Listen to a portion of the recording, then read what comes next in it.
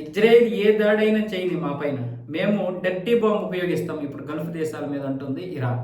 Hormuz జలసంధిలో మీరు ఎన్ని ఆటంకాలు సృష్టిస్తారో సృష్టించండి, మాకేం ఇది లేదు. మేము దాని నుంచి ఎలా బయటపడాలో మాకు తెలుసు.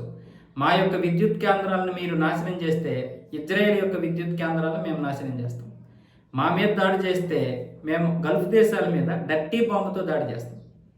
డర్టీ బాంబ్ అంటే రేడియో ధార్మిక ధాతువులు ఏవైతే ఉంటాయో ఆ వ్యర్థాలు వాటిని ఇప్పుడు ఉపయోగించి ఈ యొక్క బాంబును తయారు చేశారు. అంటే వాళ్ళ దగ్గర 450 కేజీల ఇది ఉంది, యురేనియం ఉంది. అందులో 60% శుద్ధి చేశారు. దాంతో ఇప్పుడు ఇది తయారు చేశారు అని ఒక ప్రచారం అయితే ఉంది. ఇప్పుడు ఈ బాంబే ఆఖరి అస్త్రంగా ఉపయోగించబోతుంది అని ఇంతకుముందు కూడా మాట్లాడుకున్నాం మనం. ఇప్పుడు గల్ఫ్ దేశాలన్నీ కూడా అమెరికా మీద తీవ్ర ఒత్తిడి తీసుకొస్తున్నాయి. మీరు ఇరాన్ మీద దాడి చేస్తారండి, పర్వాలేదు, మీరు ఇరాన్ మీద ఏ విధంగా అయితే దాడి చేస్తారు, దానికి పోయిందేమీ లేదు. కానీ ఇరాన్ చేసినటువంటి దాడిలో మేము నష్టపోతున్నాము. మా మీద ఇప్పుడు బాంబులు వేస్తే మా నష్టాన్ని ఎవరు భర్తీ చేస్తారు? పైగా ఇప్పుడు ఇది డబ్బుతో మాత్రమే భర్తీ చేసేటటువంటి పరిస్థితి కాదు. అణురేడు ధార్మికత బయటకు వచ్చిందంటే ఎలాంటి జబ్బులు వస్తాయో కూడా తెలియదు. అది ఇంచుమించు ఒక 100 కిలోమీటర్లు 200 కిలోమీటర్లు వ్యాపించేస్తుంది. ఉదాహరణకి ఒక దుబాయ్ లాంటి ప్రాంతంలో ఆ బాంబు కనుక వినియోగిస్తే పేలితే మొత్తం దుబాయ్ అంతా నాశనం అయిపోద్ది. మొత్తం నాశనం అయిపోద్దంటే కూలిపోదు. ఆ బాంబుకి అంత సీన్ లేదు, మామూలుగానే సాధారణ బాంబే. కానీ ఆ బాంబుకి ఎలాంటి సీన్ ఉందంటే ఆ గాలిలో అది మొత్తం కలిసిపోయి మొత్తం జనాలందరికీ కూడా రకరకాల జబ్బులు వ్యాపించేలా చేస్తుంది. అది ఎక్కువ రోజులు కూడా పట్టదు. మరి ఇప్పుడు యురేనియం అంటే మామూలు విషయమా?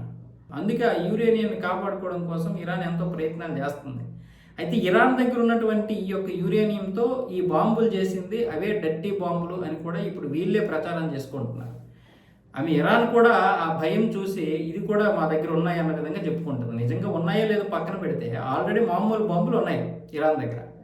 అందులో దీంతో తయారు చేయాలని మొదటి నుంచి కూడా ప్లాన్ జరుగుతుంది ఇరాన్లో. ఈ బాంబుల తయారీని కూడా అమెరికా అడ్డుకుంటుంది. కానీ ఇలాంటి బాంబుల తయారీని అడ్డుకోవడానికి పెద్దగా ఇజ్రాయెల్కి కానీ అమెరికా కానీ సోర్స్ లేదు.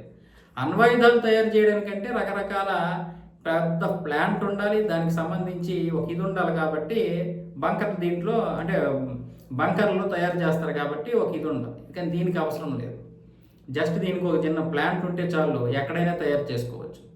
కాకపోతే ఆ యురేనియం తోటి జాగ్రత్తగా ఉండాలి, అంతే తప్ప దీనికి పెద్దగా అణ్వాయుధాలు తయారు చేయడానికి అవసరమైనంత పరికరాలు ఏం అవసరం లేదు. అందుకే ఇప్పుడు గల్ఫ్ దేశాలు భయంతో చేస్తున్నాయి. మరి ఈ బాంబు వేస్తే మీరు ఎలా మమ్మల్ని కాపాడుతారు?